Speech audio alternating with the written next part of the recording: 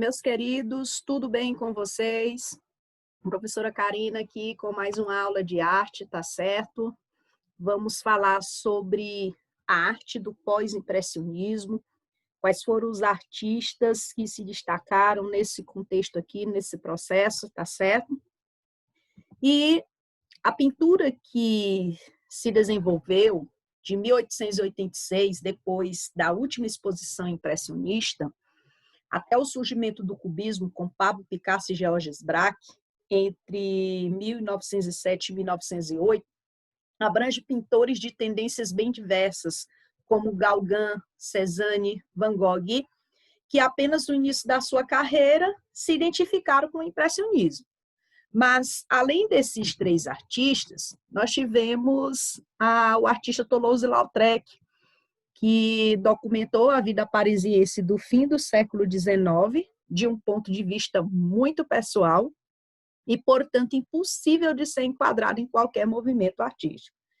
E aí é nesse contexto que nós podemos perceber o quanto esses artistas eles valorizaram no início da sua carreira a pintura impressionista, como as técnicas que foram usadas pelos artistas desse movimento, mas depois eles vão moldando esse jeito de pintar e passam a criar, adotar um modo de pintura muito pessoal. O primeiro deles foi Gauguin, usando o uso arbitrário da cor, com o uso arbitrário da cor, é isso que vai marcar a pintura de Gauguin.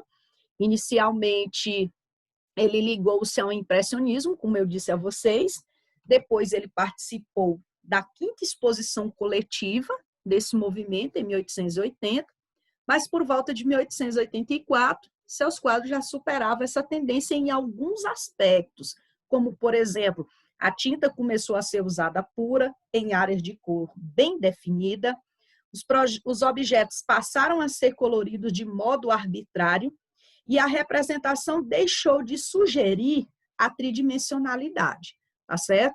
Então, ele começa o trabalho ligado ao movimento, mas depois a sua pintura vai tomando um novo rumo, tá? Uma das obras, destaque da pintura de Gauguin, é Jacó e o Anjo. Essa pintura aqui, ó. Observe como ele realizou a pintura em área de cor bem definida, uso da tinta pura presente em todos os elementos da tela, tá certo? Bom, mas em 1886, Gauguin ainda participou, né, da última exposição dos impressionistas com algumas telas. Só que em 1888, as características de sua pintura se acentuaram, principalmente nesta obra que eu acabei de citar para vocês, nessa imagem ao lado, onde ele narra a história bíblica em que Jacó volta para casa depois de muitos anos de afastamento em razão dos conflitos com seu irmão Esaú. Então, ele conta essa história através da tela e a próxima tela que vai registrar a marca da sua pintura também, em áreas de cor bem definida, foi a obra Areia. Essa aqui, o Cão Vermelho, mais conhecida como Cão Vermelho. O que chama a atenção nesse quadro, no contexto como um todo, é o fato do cachorro que não corresponde à cor de um cachorro na realidade, tá certo? E aí, assim como Gauguin, nós tivemos os outros artistas que se destacaram por começar a sua pintura e iniciar a sua pintura com o impressionismo. O próximo artista foi o Paul Cézanne, que no primeiro momento da sua carreira trabalhou a busca da estrutura permanente na natureza. Depois ele foi mudando esse processo. Ele teve também o início da sua carreira ligada ao impressionismo, só que não tardou para que a sua pintura tomasse novos rumos. Ele não se preocupava em fazer registro do aspecto passageiro, de um momento provocado pela constante mudança da luz solar, como defendiam os impressionistas. Ele não tinha essa função. Na verdade, o que Cézanne fez foi uma busca permanente, a estrutura íntima da natureza. Inclusive, ele disse que um artista deveria ser como um lagarto, um observador atento da natureza para captar todos os momentos que a natureza é capaz de nos registrar, entendeu? Ou você perceber as mudanças que a natureza tem num dado momento. Então, essa mudança radical de concepção evidente em sua tela, nós podemos ver na obra O Castelo de Médan, onde nesse quadro os campos de cor são bem delimitados, embora persistam ainda áreas matizadas em ocre e laranja. Mas na frente eu vou mostrar para vocês esse quadro. Bom, depois desse momento, dessa coisa de impressão, de registrar os efeitos que a natureza proporciona, o Cézanne ele vai usar converter os elementos naturais em figuras geométricas, como os cilindros, os cones e as esferas. Então, cuidado, porque ele não usou todo tipo de figura geométrica, não. Foram só esses 3 tipos, os cilindros, os cones e as esferas, que acabaram se acentuando dentro do trabalho desse artista. E aí, a obra que registra o primeiro momento da carreira de Cézanne foi essa aqui, ó, Castelo de Médan, onde você vê a estrutura, a forma como foi pintada as árvores, você consegue ver o uso das pinceladas, uma marca da regra da pintura impressionista, tá certo? Reflexo das árvores na água colorido, conforme sugeria os artistas do impressionismo. Portanto, nessa obra fica evidente a influência que Cézanne teve do impressionismo, tá certo? Mas a arte de Cézanne amadurece no período em que ele vai morar, né, longe do ambiente agitado de Paris. Nessa época ele pintou cerca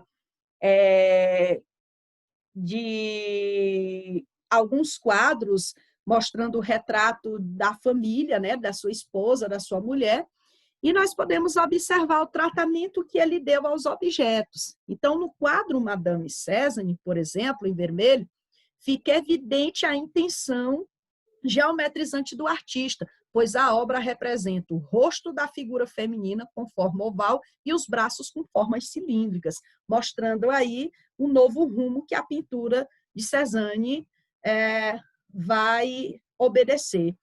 Então, olhando a pintura de Cézanne, fica fácil a gente compreender a enorme influência que ele exerceu sobre os artistas nas primeiras décadas do século XX, criando a chamada arte moderna. Então, está aqui ó, a obra Madame Cézanne em vermelho, que marca esse segundo momento da sua pintura, tá certo? Próximo artista, Van Gogh. Van Gogh usou como temática da sua pintura a emoção. A emoção como cor é o elemento principal da pintura de Van Gogh. Então, gente, conhecer a pintura de Van Gogh é entrar em contato com um artista apaixonante, alguém que se empenhou profundamente em recriar a beleza dos seres humanos e da natureza por meio da cor, que para ele era o elemento fundamental da pintura. Até ele se dedicar completamente à sua arte, Van Gogh ele vai percorrer, ou ele percorreu uma trajetória muito difícil. E por quê? Por causa das crises nervosas. Van Gogh era uma pessoa depressiva, tá certo? Ele, em diversos momentos, se internou para poder tratar da doença, mas acabou cometendo suicídio. Mas quem foi Van Gogh? Esse rapaz ele nasceu na Holanda, foi contemporâneo de muitos pintores, até se aproximou de algum deles, como Lautrec e Gauguin, mas, na verdade, ele foi uma pessoa muito solitária. Van Gogh ele só tinha um bom relacionamento com seu irmão Teodoro, o irmão Theo, onde ele escrevia cartas. Sempre que se ausentava do seio da família, ele sempre continuava em contato com o seu irmão. Então, é possível nós encontrarmos os períodos bem determinados em sua produção, que vão desde os primeiros quadros, ainda na fase holandesa, em torno de 1880, até a fase final, já próxima de sua morte em 1890. Então, o primeiro período relaciona-se com o tempo em que Van Gogh assumiu a condição de pregador religioso entre os mineiros belgas, dos quais se tornou companheiro de trabalho.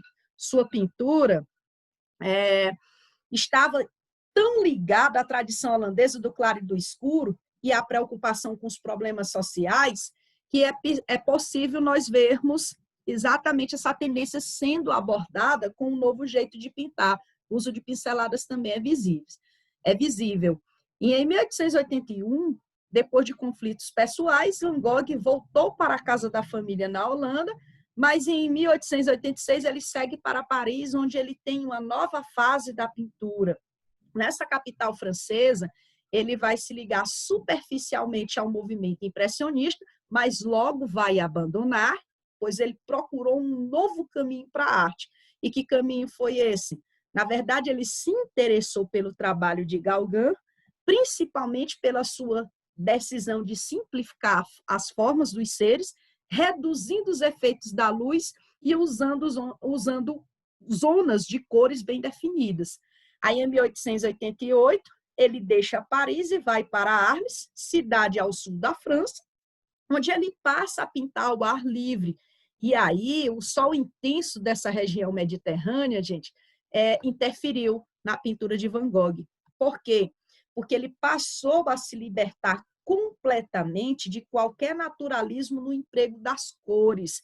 É nessa fase aqui da pintura de Van Gogh que ele vai ser declarado como um artista colorista arbitrário, tá certo? Então, nesse momento aqui, ele usava a arbitrariedade da cor como fazia Gauguin, tá? Então, essas ideias do artista, todas estão nas cartas que ele escrevia ao seu irmão, conforme eu falei para vocês, e numa delas, ele comenta a beleza da cor amarela, revelada pela luz do sol da região de Arles. Van Gogh, gente, passou por várias crises nervosas e depois de internações, tratamentos médicos, ele se dirige para o norte da França. Aí, nessa época, em 3 meses apenas, ele pintou cerca de 80 telas com cores fortes e linhas retorcidas. Um exemplo disso é a obra Trigal com Corvos. Em julho do mesmo ano, Van Gogh suicidou-se, deixando uma obra plástica composta de 879 pinturas, 1.756 desenhos e 10 gravuras. Enquanto viveu, esse artista não foi reconhecido pelo público e nem pelos críticos, que não souberam ver em sua obra os primeiros passos em direção à arte moderna, muito menos compreender o seu esforço para libertar a beleza dos seres por meio de uma explosão de cores. Então, amados, Van Gogh só foi reconhecido como um artista plástico depois da sua morte. Acontece muito isso, o artista, ele, enquanto em vida, ele vai pintando, vai produzindo, e às vezes eles não obtêm o reconhecimento dos críticos que avaliam as obras que são realizadas. Então, amados, próxima aula nós falaremos sobre o artista Lautrec, tá certo? Que surge nesse mesmo período, tá bom? Então, nesse primeiro momento, o destaque da nossa aula vai para as obras de Gauguin, Cézanne e Van Gogh. Até a próxima aula. Um abraço em todos.